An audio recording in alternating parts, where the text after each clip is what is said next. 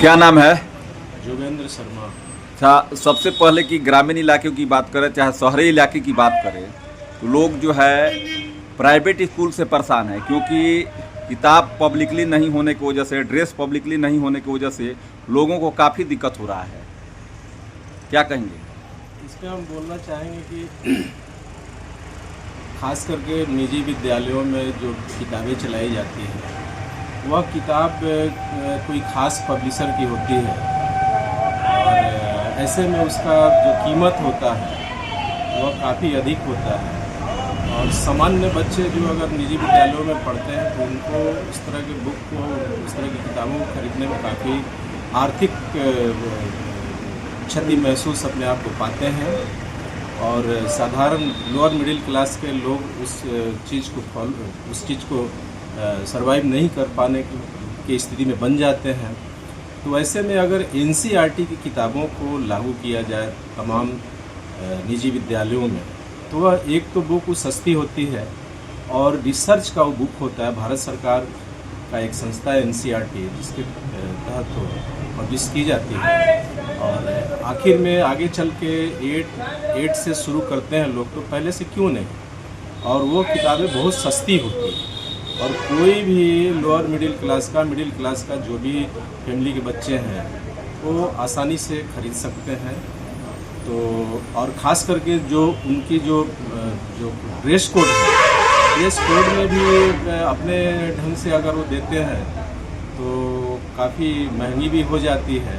तो dress code का भी एक दर निर्धारित सार्वजनिक तौर पे कर दी जाए तो आम लोगों के मन में जो भ्रांति है कि महंगी हो जाती होगी, तो वैसे में विद्यालय के लिए भी एक अच्छा होगा और जो बच्चे पढ़ते हैं उनके अभिभावकों को खरीदने में भी काफ़ी आसान महसूस होगा। लोगों को री एडमिशन के नाम पर भी जो है प्राइवेट स्कूल में दिक्कत होता है, लोग हर साल री एडमिशन होता है। री एडमिशन के नाम पे तो पैसा नहीं लेना चाहिए ग्रामीण इलाकों में। शहरी क्षेत्रों में भले लोग कैपेबल लोग होंगे तो लोग दे सकते हैं, लेकिन ख़ास करके जो अर्बन एरिया है, जो गांव का इलाका है, उसमें री एडमिशन के नाम पे किसी तरह का सरचार्ज नहीं करना चाहिए। हमारे समझ से ये उतना उचित नहीं है। इसे अगर जो विद्यालय ऐसा करते हैं तो उनको इस पे रोक लगानी चाहिए ताकि अधिक से अधिक बच्चों का भविष्य बन सके। आपके विद्यालय में, तमाम निजी विद्यालयों में जाके बच्चे पढ़ सकें, क्योंकि सरकार के तरफ से भी व्यवस्थाएं आजकल काफ़ी अच्छी की जा चुकी है विद्यालयों में। तो वैसे में निजी विद्यालयों को थोड़ी सी राहत देनी चाहिए। ग्रामीणों का कहना है कि अगर सरकारी स्कूल का व्यवस्था अगर सही होता तो हम लोग प्राइवेट में अपने बच्चों को नहीं भेजते। लेकिन सोचने वाली बात है कि सरकार इतना सारा पैसा खर्च कर रही है, एक शिक्षकों को 50,000, 60,000, लाखों रुपया वेतन दे रही है और उनको ट्रेंड करके समय समय पे साल में 2 बार 1 बार ट्रेनिंग भी कराती है। तो हमारे समझ से सरकारी विद्यालयों में भी ऐसा नहीं है कि पढ़ाई अच्छी नहीं होती है, वहाँ भी पढ़ाई अब अच्छी हो गई है। बच्चे जाते हैं, समय से शिक्षक आते हैं, अभिभावकों की गोष्ठी होती है, बहुत सारी सुविधाएं सरकार की तरफ से जो मुहैया कराई गई है सरकारी विद्यालयों में। तो मेरे समझ से तो अब नहीं लगता है कि निजी और सरकारी विद्यालयों में कोई खास अंतर रह गया।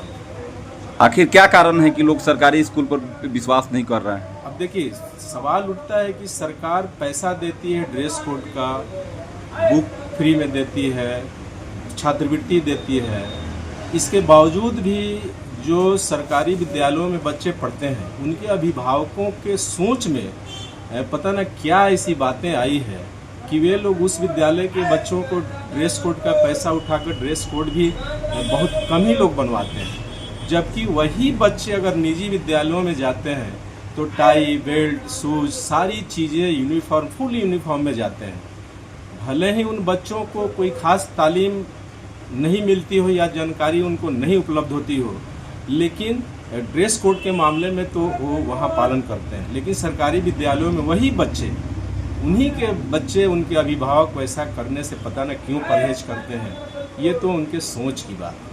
क्योंकि स्वच्छ भारत और स्वच्छ अभियान के तहत अगर जिस तरह से लोग प्राइवेट स्कूल में बच्चे को तैयार करके भेजते हैं तो क्या उसी तरह से अगर सरकारी स्कूल में भी बच्चे को तैयार करके भेजें तो क्या ऐसा नहीं होगा?